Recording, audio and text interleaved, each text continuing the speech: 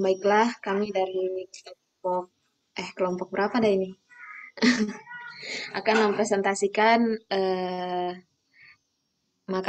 makalah kami yang berjudul Qawaid Tafsir, Perintah dan Larangan. Eh, Selanjutnya, Kaulpi sudah ada ya? Ya, Di sini saya akan dibantu oleh teman saya, Kak Ulfia Hasanah. Kak Silva hadir? Udah hadir belum Kak Silva? Atau Kak Silva masih sakit ya?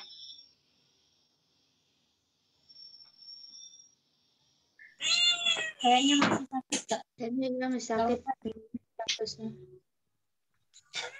Baiklah, langsung saja ke materi yang pertama. Ulpi, tolong dong, digeser. Iya, Kak.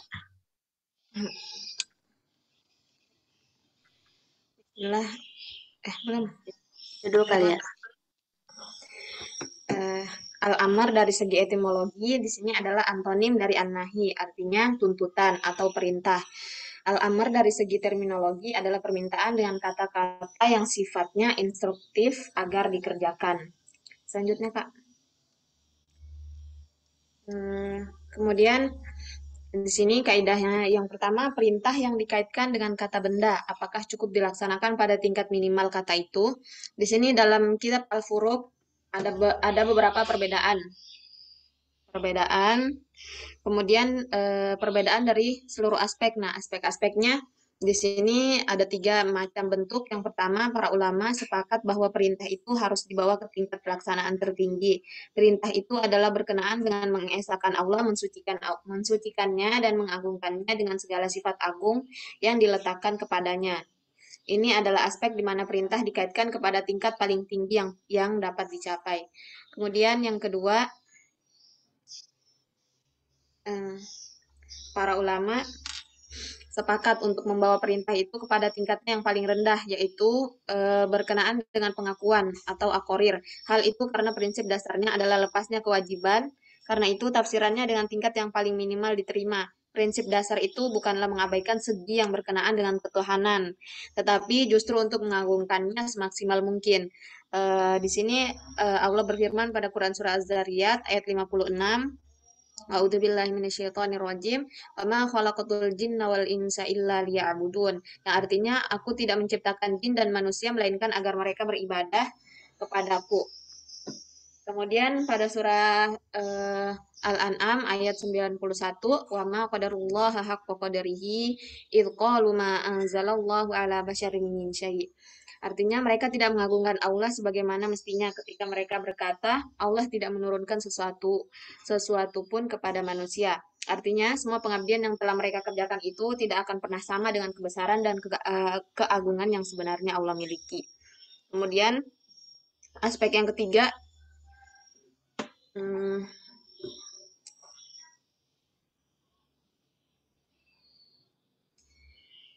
aspek yang ketiga yaitu yang diperdebatkan dan itu berkenaan dengan masalah-masalah yang dikemukakan yang tadi di atas itu diperdebatkan karena ada yang mengharuskan pelaksanaannya secara maksimal dan ada yang membolehkannya dikerjakan atau diterapkan dengan tingkatnya yang minimal.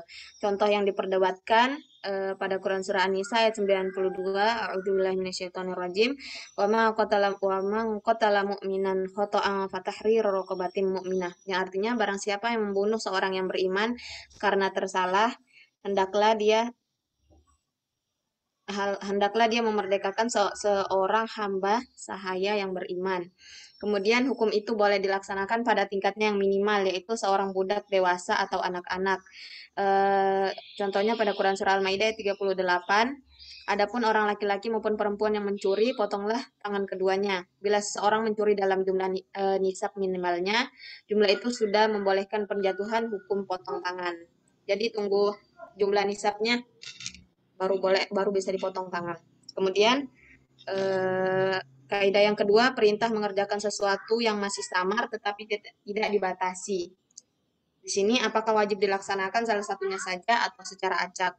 Kebanyakan ulama fikih dan usul berpendapat bahwa perintah seperti itu diwajibkan pelaksanaannya pada salah satu unsurnya saja berdasarkan bahwa kedudukan masing-masing unsur itu sama dalam pandangan syar'i. Al-Qarafi berpendapat bahwa kesimpulan seperti itu tidak mutlak tetapi perlu penjelasan. Yang pertama, contoh pemilihan antara unsur-unsur yang berbeda-beda. Yang terdapat pada Quran Surah Al-Maidah ayat 89 mengenai denda pelanggaran sumpah.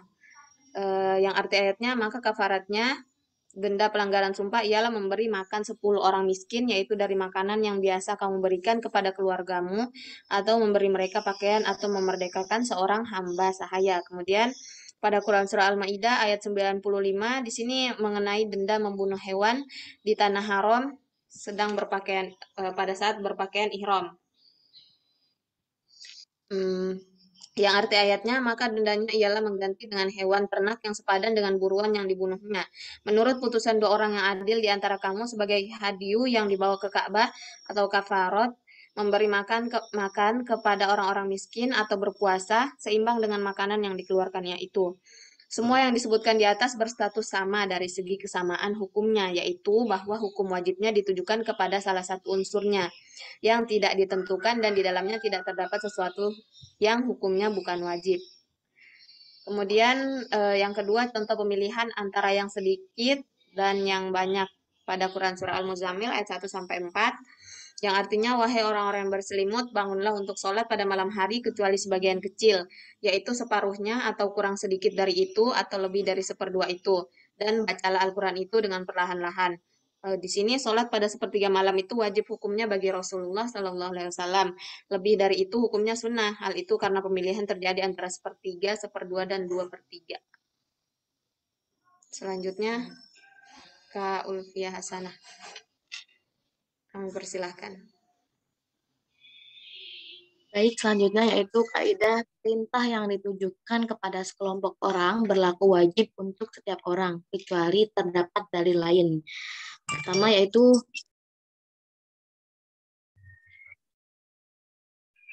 suara Ulfiah terdengar nggak ya, Kak? Terdengar.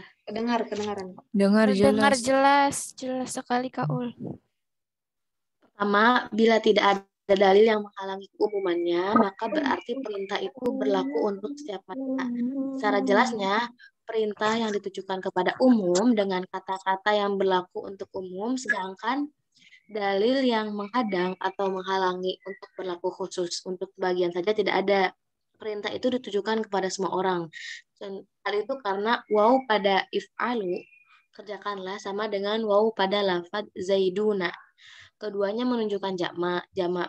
Kemudian waw pada zaiduna itu merujuk orang-orang yang banyak, begitu juga waw pada if'alu ia merujuk banyak yang diperintah. Jadi misalkan ada perintah yang ditujukan kepada sekelompok orang, itu jika perintah itu ditujukan kepada umum dengan menggunakan kata-kata yang berlaku umum juga, sedangkan nggak ada dalil yang mengkhususkan, yaitu berarti perintah itu ditujukan kepada semua orang. Masih bingung ya? Yang kedua, bila terdapat dalil yang menghadang keumuman perintah itu dan menghendaki pengkhususan sebagiannya, maka mereka yang dikhususkan itu terbagi dua, tertentu dan tidak tertentu. Bila mereka tertentu, maka yang disebut pertama umum yang dikhususkan. Penghususannya untuk tertentu itu ada yang dengan satu kata benda. Contohnya, qalu inna bismillahirrahmanirrahim qalu inna ursilna ila qaumin mujrimin illa ala lut. Artinya mereka menjawab, sesungguhnya kami diutus kepada kaum yang berdosa kecuali para pengikut Lut. Nah, ini ada dalil apa ya? Penghususan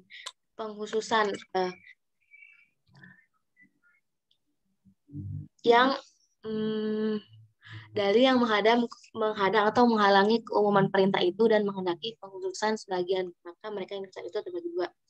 Nah, ini yang illa alalut itu pengkhususan untuk tertentu. Pertama menggunakan kata benda, contohnya kecuali para pengikut Lut. Itu kata benda bukan ya? Maaf ya teman-teman. bingung nih. Kedua, kata sifat seperti firman-Nya al-khillau yawma idzin ba'duhum li ba'din adun illal muttaqin. Teman-teman karib pada hari itu saling bermusuhan satu sama lain kecuali mereka yang bertakwa. Kemudian illa ajuzan fil ghabirin. Tadi kan ini ilal muttaqin ya, kecuali orang yang bertakwa sifat. Eh, kecuali seorang perempuan tua yang bersama-sama oh kecuali seorang perempuan tua atau istrinya bersama orang yang tinggal di kota illa ajuzan sifat. Jadi ini kan eh, perintah atau ini ya, perintah yang ditujukan kepada sekelompok orang itu berlaku. Tadi kan kaidahnya perintah yang ditujukan kepada sekelompok orang berlaku wajib untuk setiap orang kecuali terdapat dalil lain. Nah, ini itu termasuk apa ya, pengkhususan gitu. Jadi enggak berlaku untuk setiap orang karena ada kecuali gitu. Jadi ada yang dikhususkan. B yaitu tetapi bila sebagiannya tidak tertentu atau tidak dikhususkan atau perintah dengan kata-kata yang tidak berlaku umum untuk semua, maksudnya perintah yang ditujukan kepada umum dengan kata-kata yang tidak dimaksud umum, maka hukumnya fardhu kifayah. Langsung ke contohnya aja. Contoh perintah yang ditujukan kepada umum dengan kata-kata yang berlaku untuk umum, sedangkan dalil yang menghadang untuk berlaku khusus untuk sebagian saja tidak ada. Ini mungkin masuk ke contoh yang pertama, yang ini yang tadi kayak if'alu zaiduna itu. Jadi perintahnya itu ditunjukkan untuk umum dengan kata-kata yang berlaku umum, sedangkan nggak ada dalil yang menghalangi atau menghadang untuk pengkhususan sebagian. Contohnya aqimus sholata wa atuz zakata wa atiur rasul la'allakum turhamun, dan laksanakanlah sholat, tunaikanlah zakat, dan taatlah kepada Rasul agar kamu diberi rahmat. Perintah itu mengandung makna wajib bagi semua orang yang dikenai perintah. Nah, sedangkan yang kedua, contoh perintah yang ditujukan kepada umum dengan kata-kata yang tidak dimaksud untuk berlaku umum atau semua. Contohnya wal takum minkum ummatu yad'una ilal khairi wa ya'muruna bil ma'ruf wa yanhauna 'anil munkar, dan hendaklah di antara kamu ada segolongan orang yang menyuruh kepada kebajikan, menyuruh berbuat yang ma'ruf dan mencegah dari yang mungkar. Nah, contoh perintah yang ditujukan ini kepada umum, tapi dengan kata-kata yang tidak bermaksud untuk berlaku umum. Wal takum minkum ummatu yad'una. Menurut satu pendapat hukum, ini kan tentang perintah berdakwah ya. Hukum berdakwah itu fardhu kifayah. Jadi kalau di kesimpulan di buku itu, perintah yang ditujukan kepada umum dengan kata-kata yang tidak dimaksud untuk umum, perintah itu hukum yang dikandungnya adalah fardhu kifayah. Jadi, yang dimaksudnya itu tidak untuk berlaku umum. Mohon maaf ya teman-teman. Emang banget.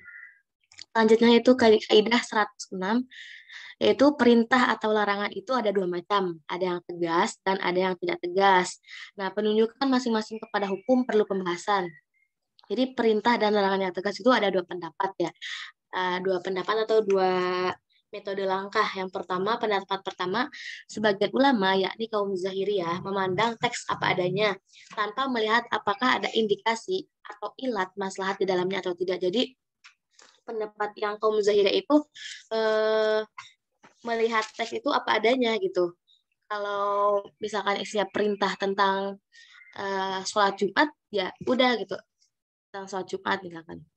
Yang pendapat kedua, mengakui adanya indikasi lain atau taklil sejauh ditunjukkan oleh petunjuk-petunjuk situasional atau tekstual yang menunjukkan bahwa di dalam perintah terdapat unsur maslahat dan di dalam larangan terdapat unsur bahaya. Nah, kalau yang pendapat kedua atau metode yang kedua ini, mereka itu melihat ayat itu mengakui adanya indikasi lain bahwa sebenarnya bisa saja di dalam ayat tersebut itu terdapat apa ya, yang menunjukkan bahwa perintah. Di dalam ayat yang berisi perintah terdapat unsur maslahat, dan di dalam ayat yang bersifat larangan terdapat unsur bahaya. Nah gitu, jadi beda ya. Yang pertama itu memandang teks apa adanya, kalau yang kedua itu mengakui bahwa adanya indikasi lain gitu, yang perlu untuk dikaji lebih dalam. Contohnya, contoh dari yang larangan yang tegas tadi. Ya ayyuhallazina amanu, bismillahirrahmanirrahim. Ya ayyuhallazina amanu, idza nudiya lis-sholati min yaumil jumu'ati fas'au ila dzikrillah wa zarul bai'. Artinya, wahai orang-orang yang beriman, apabila telah diseru untuk melaksanakan sholat pada hari Jumat, maka segeralah kamu mengingat Allah dan tinggalkanlah jual beli. Bila perintah itu ditinjau sesuai pandangan yang pertama, yaitu tidak perlu diindahkan suatu indikasi apapun. Jadi kalau yang memakai pendapat yang pertama, ya udah tidak ada ijtihad lebih dalam gitu. Tidak ada ya.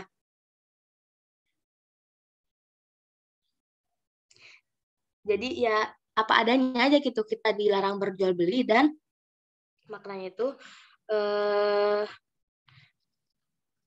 baik jual beli dilakukan oleh orang yang wajib atau tidak wajib Jumat. Misalkan kan perempuan tidak wajib Jumat. Nah, berarti larangan jual beli itu bagi siapapun gitu, baik yang sholat Jumat maupun yang nggak sholat Jumat, karena segeralah kamu mengingat Allah dan tinggalkanlah jual beli gitu. Itu yang menurut pandangan pertama. Tetapi bila perintah itu didekati dengan pandangan yang kedua, yaitu tinjauan adanya ilat, maka maksud ungkapan itu adalah agar sholat Jumat dijaga dan jangan sampai diabaikan. Bukan perintah agar kita bergegas pergi melaksanakannya. Dan firman Allah yang itu wazarul bai', tinggalkanlah jual beli, masuk ke dalamnya segala kegiatan yang membuat kita lalai dalam bergegas ke sana. Bukan maksudnya melarang jual beli sama sekali bagi orang yang wajib atau wajib mengerjakan sholat Jumat itu. Jadi sebenarnya itu bukan hanya meninggalkan jual beli aja, tapi pekerjaan-pekerjaan lain yang bisa melalaikan kita untuk sholat Jumat itu juga dilarang. Itu kalau kita memakai pandangan yang kedua atau pendapat yang kedua gitu dalam memahami ayat perintah ini. Dan yang tegas. Kedua yaitu contoh perintah dan larangan yang tidak tegas dan diungkapkan dengan ungkapan berita dan penetapan hukum. Teman-teman mau charger dulu ya, bentar.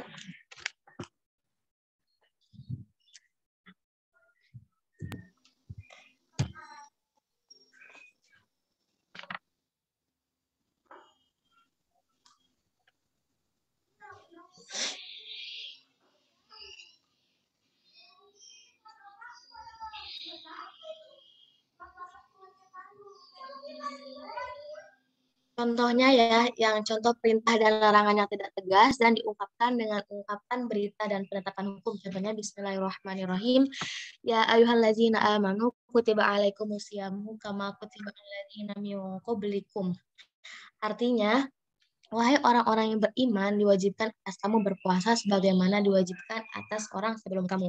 Nah, kalau di buku yang diungkapkan dalam bentuk kalimat berita dalam penetapan hukum itu dipandang sama kedudukannya dengan yang tegas, perintah yang tegas. Karena di dalam ungkapan yang berbentuk kalimat berita itu terkandung makna perintah, nah sekalipun tidak dengan kalimat perintah. Di samping kalimat perintah itu bisa juga maknanya berita. Jadi kutiba ini nih. Ini kan tidak perintahnya itu tidak menggunakan kalimat perintah yang biasa gitu.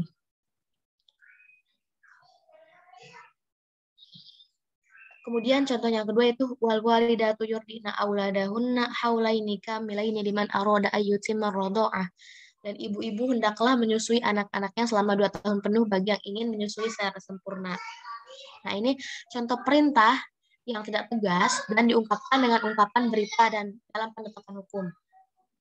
Ketiga, contoh perintah dan larangan yang tidak tegas yang dipahami dari pujian atas perbuatan atau pelakunya dalam hal perintah atau celaan terhadap perbuatan atau pelakunya dalam hal larangan. Contohnya, Bismillahirrahmanirrahim. walladzina amanu billahi wa rasulihi ulaika humus siddiquna wasyuhada'u inda rabbihim lahum ajrum wa nuruhum. Dan orang-orang yang beriman kepada Allah dan Rasulnya, mereka itu orang-orang yang tulus hati atau pencinta kebenaran. Dan saksi-saksi di sisi Tuhan, mereka berhak mendapat pahala dan cahaya. Ini apa ya, perintahnya itu yang dipahami dari pujian atas perbuatan atau pelakunya dalam hal perintah. Lahum ajruhum wa nuruhum. Mereka berhak mendapat pahala dan cahaya. Aduh, teman-teman. Kedua yaitu contohnya wa may yuti'illah wa rasulahu yudkhilhu jannat. Barang siapa taat kepada Allah dan Rasulnya, dia akan memasukkannya ke dalam surga. Ini juga berupa contoh perintah yang tidak tegas yang dipahami dari pujian atas perbuatannya. Itu kan taat kepada Allah berarti apa ya? Memasukkannya ke dalam surga. Kemudian contohnya itu Bismillahirrahmanirrahim wa may ya'sillahu wa rasulahu wa yata'adda hududahu yudkhilhu naran khalidan fiha wa lahu 'adzabun muhin. Dan barang siapa mendurhakai Allah dan Rasulnya dan melanggar batas-batas hukumnya, niscaya Allah memasukkannya ke dalam api neraka. Dia kekal dalamnya dan dia akan mendapat azab yang menghinakan. Nah, ini juga berupa ini ya, perintah. Jadi perintah bagi orang yang atau celaan terhadap perbuatan atau pelakunya dalam hal larangan. Apa ya?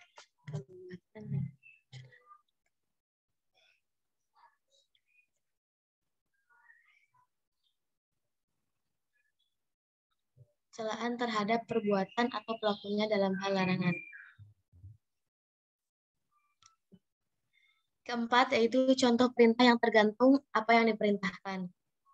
Yang pertama, yang tidak termasuk ke dalam wilayah kemampuan mukallaf. Misalnya tergelincirnya matahari untuk wajibnya sholat zuhur dan terbenamnya matahari untuk wajibnya sholat maghrib. B. Kedua, termasuk ke dalam wilayah kemampuan manusia tetapi tidak diperintahkan. Contohnya nisab sebagai syarat wajibnya zakat dan menetap sebagai syarat wajibnya puasa. Yang C. Masuk ke dalam wilayah kemampuan manusia dan diperintahkan suci untuk sholat dan bergegas untuk sholat Jumat. Ini perintah yang tergantung apa yang diperintahkannya gitu. Untuk yang A dan B itu tidak wajib, dan yang untuk C itu wajib ya. Contohnya yang C kan masuk ke dalam wilayah kemampuan manusia dan diperintahkan, ini suci untuk sholat kan wajib, dan bergegas untuk sholat Jumat. Kelima, contoh yang tidak sempurna ditinggalkannya yang haram tanpa dia. Misalnya, bercampur baurnya bangkai dengan hewan boleh dimakan. Oh, jadi ada bangkai bercampur baur dengan hewan yang boleh dimakan. Dan kasus lain yaitu saudara perempuan dengan perempuan-perempuan boleh dinikahi. Nah, meninggalkan yang haram yaitu makan bangkai pada kasus pertama dan meninggalkan menikahi saudara perempuan pada kasus kedua itu tidak sempurna tanpa meninggalkan seluruhnya, maka meninggalkan seluruhnya itu wajib. Jadi apa ya?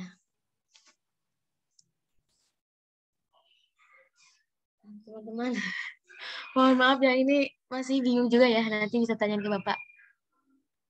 Lanjut kaidah 107, Kak Zubaidah. Baiklah, kaidah selanjutnya. Perintah Allah dalam kitabnya ada yang ditujukan kepada orang yang tidak termasuk ke dalam perintah itu.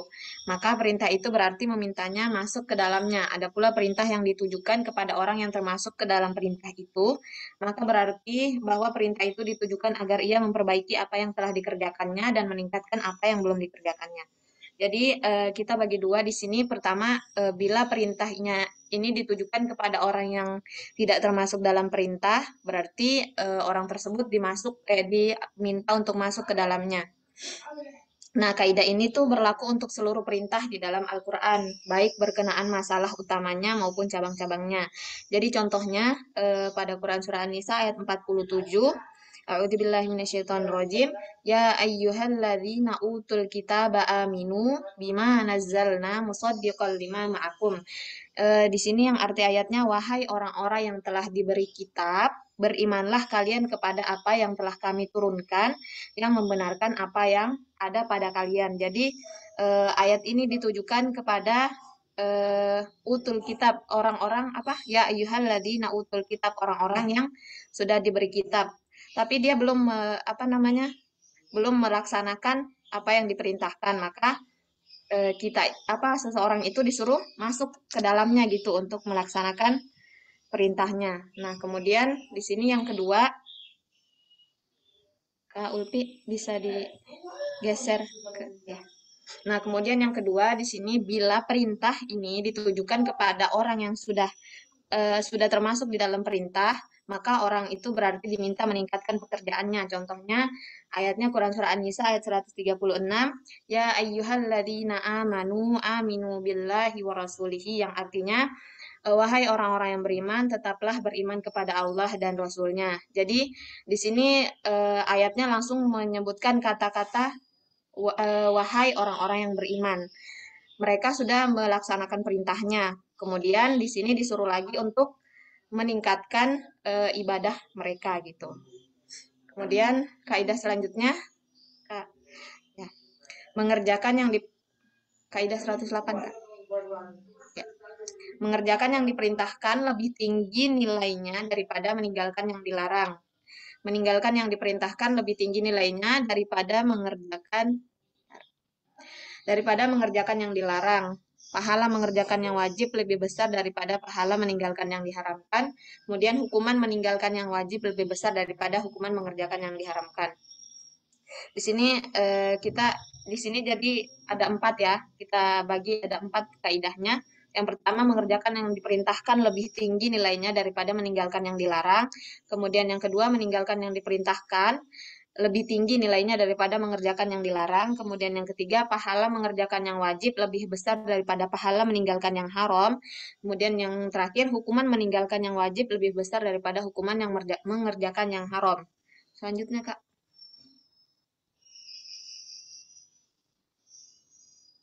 Ya. Nah,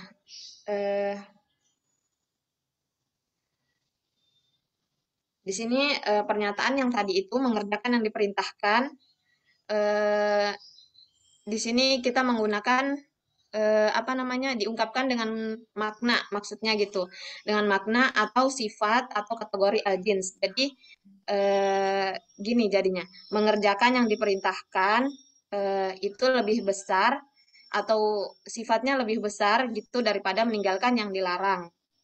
Dan meninggalkan yang diperintahkan di sini kalau kita pakai kata makna lebih besar maknanya daripada mengerjakan yang dilarang. Nah, di sini ini berlaku pada satuan-satuan masalah. Namun maksud kaidahnya di sini juga apa namanya, tidak berkaitan dengan satuan-satuan perintah itu sendiri, tetapi dikaitkan dengan sifat perintah itu semata. Sedangkan satuan-satuan perintah itu sebagiannya ada yang keluar dari hukum asal tersebut. Selanjutnya di sini Abul Abbas Ibnu Taimiyah memberikan argumentasinya, ada 20 argumen. Beliau diantaranya teman-teman bisa membaca sendiri ya. Yang pertama bahwa kebaikan terbesar adalah iman dan kejahatan terbesar adalah kekafiran. Kemudian yang kedua, bahwa dosa pertama pendurhakaan kepada Allah adalah dosa yang dilakukan oleh Nabi Adam dan iblis. Kemudian yang ketiga, sudah merupakan pandangan Ahlus Sunnah bahwa mereka tidak mengkafirkan orang yang masih berkiblat ke Ka'bah yang mengerjakan dosa seperti zina, mencuri, dan lain-lain, selama mereka tidak membuang imannya. Selanjutnya teman-teman bisa membaca sendiri. Kemudian Kak Ulpi, selanjutnya. Tolong digeser. Kak Ulpi.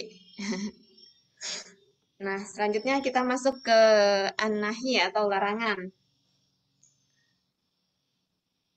Kelewatan, Kak. Belum, istilahnya belum. Ya. Nah, an-nahyi di sini secara etimologi adalah antonim dari kata al-amr atau artinya larangan. An-nahyi dari segi terminologi adalah meminta agar pekerjaan dihentikan. Selanjutnya, Kak. Kaidah yang pertama, an-nahyi menghendaki keharuman, kesegeraan pelaksanaannya dan berlaku selamanya, kecuali terdapat indikasi lain. Dikatakan pula bahwa an-nahyi adalah larangan dari yang di atas, yaitu Allah kepada manusia sebagai hambanya, atau dari Rasulullah kepada umatnya, atau larangan dari yang lebih tinggi kedudukannya kepada yang paling di bawahnya.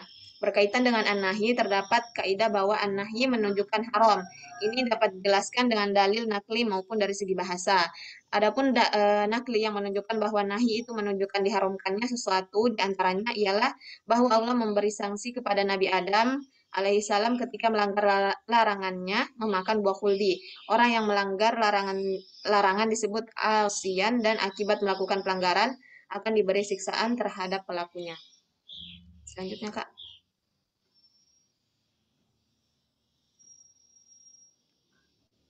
Kak Ulfi.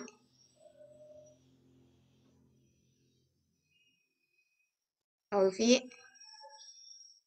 Ya ada ya. Ya. Nah, berkaitan dengan an-nahi, di sini terdapat pula beberapa ketentuan yang dipertegas bahwa adanya tahrim atau pertama, larangan terhadap sesuatu wajib dijauhi sejak diharamkan. Ulfi keluar ya.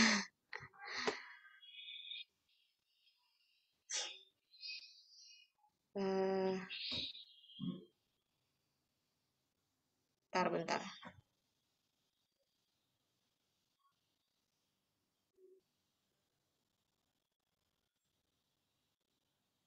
Teman-teman udah kelihatan belum ya? Maaf soalnya sinyal di rumah nggak Lagi stabil kayaknya. masih loading, Kak. Ya, udah. Baiklah, kami lanjutkan. Yang pertama, larangan terhadap sesuatu wajib dijauhi sejak diharamkan padanya oleh nas. Yang kedua, larangan bersifat tetap hukumnya sehingga datang dalil yang menghapuskan hukumnya. Ketiga, jika ada tanda yang menunjukkan bahwa larangan itu untuk mensucikan, maka makna larangan dialihkan ke makna tersebut. Contohnya, pada Quran Surah Al-An'am, wala taqtulu auladakum min imlaq. Artinya janganlah membunuh anak-anakmu karena miskin. Dalam ayat ini dilarang membunuh anak karena miskin. Nah, kemudian ia menunjukkan bahwa membunuh anak karena miskin haram hukumnya dan hukumnya tetap karena tidak ada dalil yang menghapuskan hukum haramnya tersebut gitu. Jadi maksudnya di sini larangan untuk membunuh anak karena kita miskin gitu. Akan tetapi hukumnya juga eh, walaupun kita kaya gitu ya, tetap dilarang untuk membunuh anak gitu hukumnya. Hukumnya tetap haram gitu. Selanjutnya, Kak.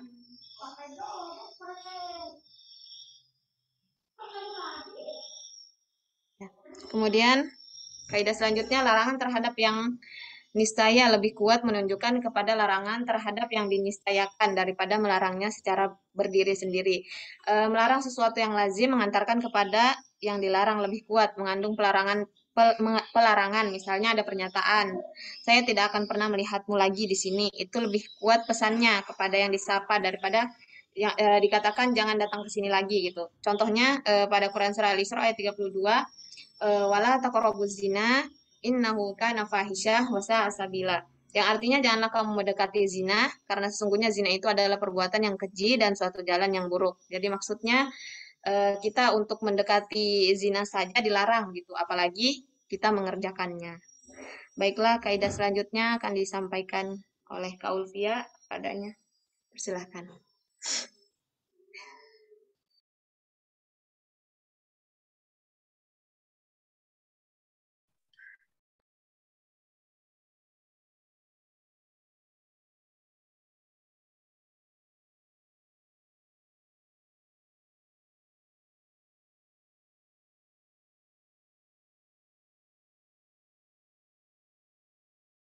Tidak timbulnya akibat buruk nggak sih, Kak? Iya. Nah, kan itu contohnya itu yang arti ayatnya yang jangan makan harta yang pokoknya secara yang tidak benar gitu. Apakah kalau kita melakukan itu tidak menimbulkan akibat buruk, Kak, atau bagaimanakah maksud dari judul kalimatnya? Terima kasih, Kak.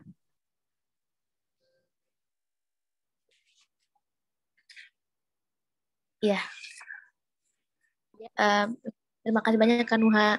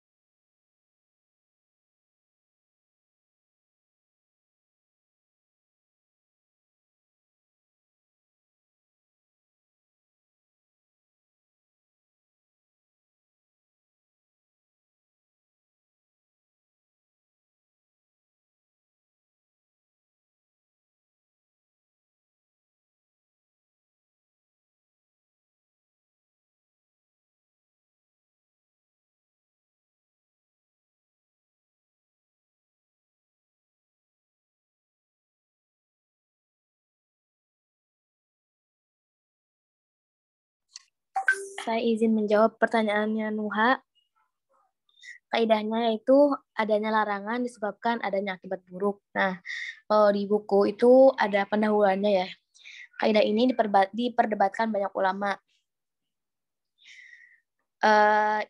Pendapat yang paling dekat yaitu adalah pendapat bahwa larangan karena adanya akibat buruk itu berlaku secara luas, meliputi ibadah, muamalat, utang piutang dengan berbagai macamnya, baik larangan itu karena substansinya atau karena lainnya. Nah, hal itu berdasarkan sabda Rasulullah, siapa yang menambah-nambahkan hal-hal baru ke dalam agama kita ini, sedangkan hal itu tidak demikian, maka itu ditolak. Di samping itu, bahaya yang ditimbulkan yang dilarang itu jelas, dan seandainya pun ada kebaikan yang terkandung dalamnya, kebaikan itu hilang disebabkan kerusakan yang ditimbulkannya. Nah, berdasarkan hal itu, apa yang dilarang Allah dan diharamkannya, hal itu adalah karena Allah menginginkan tidak terjadinya kerusakan itu, karena Allah hanya akan melarang apa yang ia tidak sukai, sedangkan yang tidak ia sukai adalah kerusakan. Berdasarkan hal itu, maka yang dilarang itu berarti merusak. Nah, tetapi bila yang dilarang itu menyangkut hak manusia, bukan karena hak Allah, misalnya seseorang memelamar lagi perempuan yang sudah dilamar oleh orang lain, atau sudah bertunangan. Jadi ada perempuan yang udah dilamar terus melamar lagi gitu. Dilamar oleh laki-laki lain gitu. Kemudian menjual lagi yang sudah dijual atau jual beli barang yang secara menipu dan sebagainya. Itu semua tergantung pada toleransi orang yang bersangkutan. Bila orang itu menggugurkan haknya dan menoleransinya, maka hal itu sah. Semua yang kita nyatakan di atas berlaku bila larangan itu tidak memiliki suatu indikasi lain atau korinah apapun.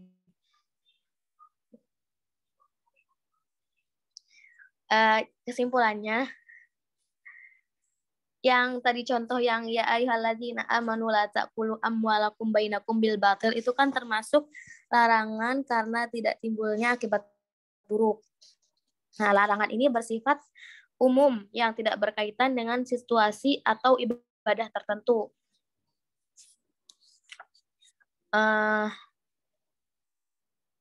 Nah, adapun bila larangan itu mengenai sesuatu secara umum dan tidak dikaitkan dengan sifat tertentu atau dengan ibadah tertentu, maka yang lebih baik adalah memandang bahwa larangan itu tidak menunjukkan adanya akibat buruk.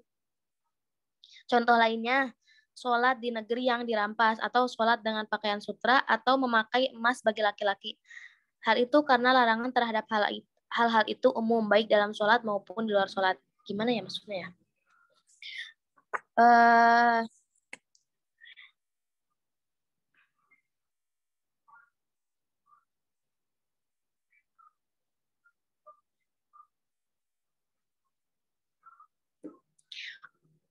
Ini mungkin larangannya kan masuknya larangan bersifat umum dan tidak dikaitkan dengan sifat atau ibadah tertentu.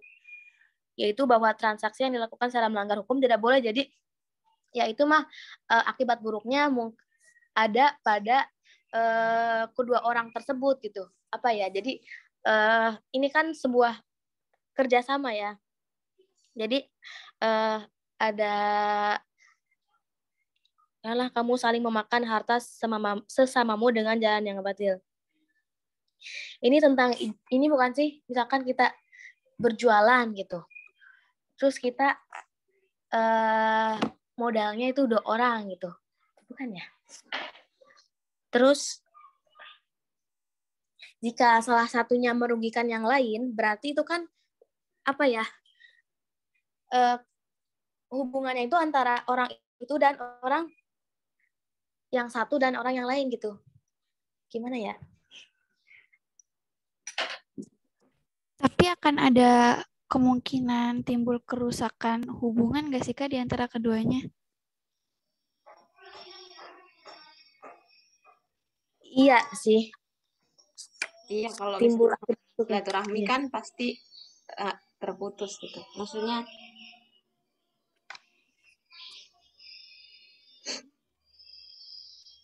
mungkin teman-teman ada yang ingin berpendapat atau menambahkan, boleh banget ya. Itu tuh di juz 2 ya? Apa juz 3? Quran Nisa 4.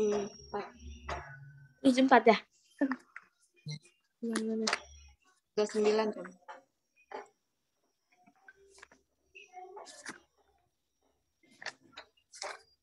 Lihat ayat share utuhnya ya. Ya ayyuhalladzina amwal bainakum ayat 29. Bis 5. Coba kita 29. Di juz 5 kamu Oh iya. Islam menghormati hak milik. Artinya, wahai orang yang beriman, janganlah kamu saling memakan harta sesamamu dengan jalan yang batil, tidak benar. Kecuali dalam perdagangan yang berlaku atas dasar suka sama suka di antara kamu, dan janganlah kamu membunuh dirimu. Sungguh Allah penyayang kamu. Aku amalakum bainakum bil batil. Jadi ini larangannya umum gitu. Apa ya?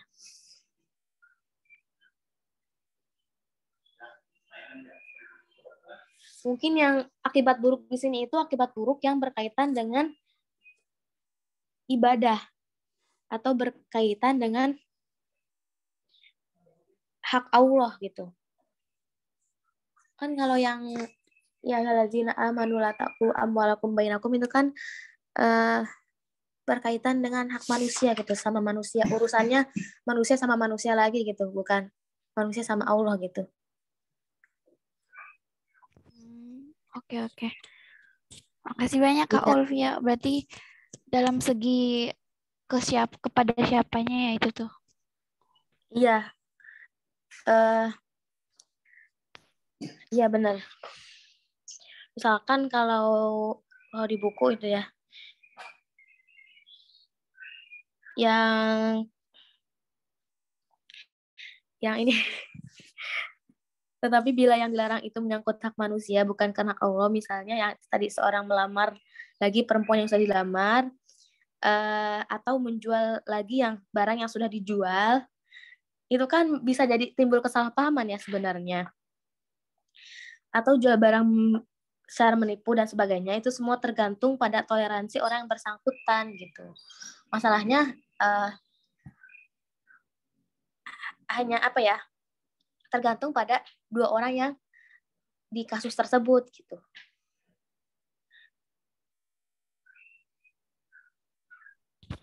Ini urusan dua manusia ya Kak, nggak ada sangkut pautnya dengan Allah gitu Iya, singkatnya. jadi adanya larangan yang disebabkan adanya akibat buruk ini mungkin kaitannya hubungan antara manusia dengan Allah yang bersifat apa ya, ibadah tertentu.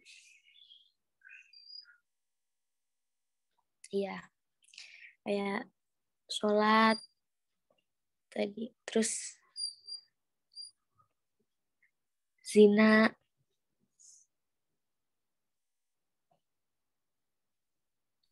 Ya gitu. Terima kasih Kak Ulfia dan Kak Zubaidah atas penjelasannya. Mohon maaf ya, nanti ini kita bisa tanyakan lagi ke Bapak ya.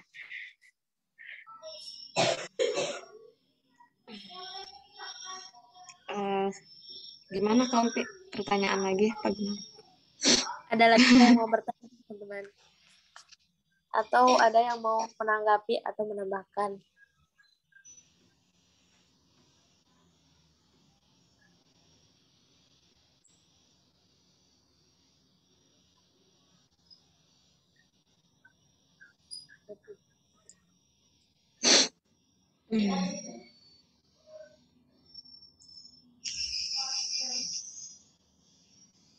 Enggak ada ya. Lastri ini gimana Kak? Ditutup apa gimana?